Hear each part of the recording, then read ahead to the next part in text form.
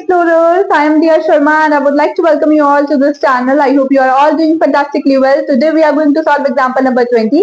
So here is example number 20 in front of you. अब इसको solve करने के लिए हमको कुछ लॉज के बारे में पता होना चाहिए, ठीक है। सो ये वो लॉज हैं जिनके बारे में आपको पता होना चाहिए। अब देखो ये जो लॉज हैं ये है हमारे एक्सपोनेंट से रिलेटेड। तो पहले आपको इन लॉज के बारे में पता होना चाहिए, उससे पहले आपको ये पता होना चाहिए कि बेस क्या होता है और एक्सपोनेंट क्या होता है, ठीक है। सो ये जो 2 रेज टू द पावर 2 है, मतलब ये जो ऊपर 2 लिखा है मैंने, ये क्या है, ये हमारा एक्सपोनेंट है, जिसको आप मोस्ट ऑफ द टाइम क्या बोलते हो, पावर बोलते हो। लेकिन ये पावर नहीं होता है, ये होता है हमारा एक्सपोनेंट, ठीक है। सो ये जो मैंने 2 रेज टू द पावर 2 लिखा है, इसमें से हमारा एक्सपोनेंट क्या है, 2 है, और हमारा बेस क्या है, बेस है हमारा 2। अब जैसे मैंने यहाँ पे लिखा है 3 रेज टू द पावर 5।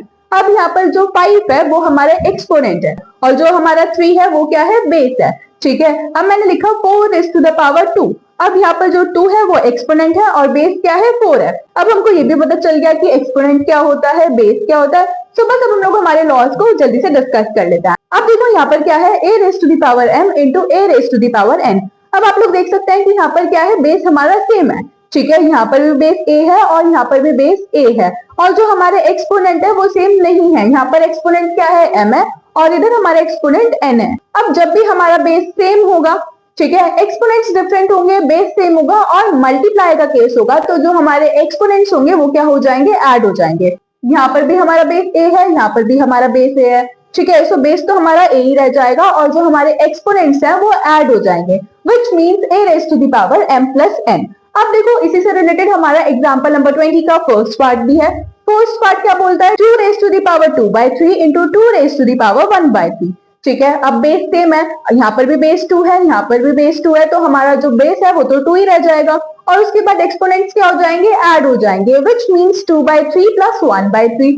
अब 2 बाय 3 प्लस 1 बाय 3 कितना होगा, 3 by 3, which means 2 raise to the power 1, ठीक है। अब 2 रेज टू द पावर 1 कितना होगा, 2 होगा। जिस भी नंबर का एक्सपोनेंट 1 होता है तो हमारा जो नंबर होता है वो वही रह जाता है। तो a raise to the power 1 कितना होगा, a ही होगा, इसलिए 2 रेज टू द पावर 1 कितना होगा, 2 होगा। अब देखो सेकंड पार्ट को सॉल्व करने से पहले सेकंड लॉ समझ लेते हैं। अब सेकंड लॉ क्या बोलता है, a raise to the power m है और उस पूरे की होल पावर क्या है, n है।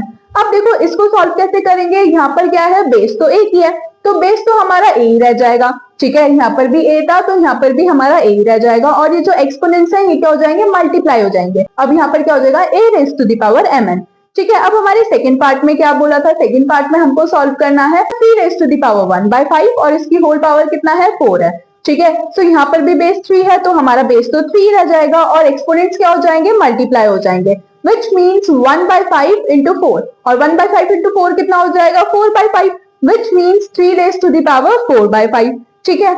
अब देखो लॉ नंबर 3 क्या बोलता है, a raised to the power m by a raised to the power n, ठीक है। डिवीजन का केस है और बेस क्या है, बेस सेम है, तो जब भी बेस सेम होगा एक्सपोनेंट्स डिफरेंट होंगे और डिवीजन का केस होगा तो हमारे जो एक्सपोनेंट्स हैं वो सबट्रैक्ट हो जाएंगे, which means a raised to the power m minus n, ठीक है। जब मल्टीप्लाई का केस था तब एक्सपोनेंट्स क्या हो रहे थे, ऐड हो रहे थे। अब डिवीजन का केस है तो एक्सपोनेंट्स क्या हो रहा है, सबट्रैक्ट हो रहा है, ठीक है। ये सिर्फ और सिर्फ सेम बेस के लिए कि जब भी बेस सेम होगा और हमारे एक्सपोनेंट्स डिफरेंट होंगे तो हमारे जो एक्सपोनेंट्स होंगे तो वो सबट्रैक्ट हो जाएंगे। अब देखो थर्ड पार्ट में है 7 raise to the power 1 by 5 by 7 raise to the power 1 by 3, ठीक है। यहाँ पर भी बेस सेम है, यहाँ पर भी बेस सेम है। अब देखो वही हमारा लॉ अप्लाई हो रहा है, कुछ नहीं करना, बेस 7 है तो बेस तो हमारा 7 ही हो जाएगा, और उसके बाद जो हमारे एक्सपोनेंट्स हैं वो सबट्रैक्ट हो जाएंगे, which means 1 by 5 minus 1 by 3, ठीक है। अब देखो बस एक्सपोनेंट्स को सॉल्व करना है, 7 तो एज इट इज रहेगा। अब एक्सपोनेंट्स को सॉल्व करने के लिए हमको एलसीएम का यूज करना पड़ेगा, जब हम इसको सॉल्व करेंगे तो कितना आएगा, 7 raise to the power minus 2 by 15।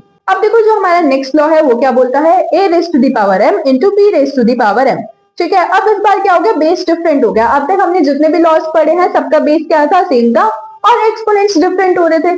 लेकिन इस बार क्या हो गया, इस बार बेस डिफरेंट हो गया और एक्सपोनेंट सेम हो गए। सो बेस की इस बार मल्टीप्लाई कर देंगे और एक्सपोनेंट हमारा यही रहेगा। अब आप लोग देख सकते हैं कि यहाँ पर हमारा बेस क्या है, डिफरेंट है, तो बेस की तो मल्टीप्लाई हो जाएगी और एक्सपोनेंट यही रह जाएगा। अब देखो 13 इंटू 17 कितना हो जाएगा, 221, ठीक है, और raise to the power 1 by 5, सो 221 raise to the power 1 by 5, और यही हो जाएगा हमारा answer. So I hope this is perfect to you. Still any queries, feel free to comment.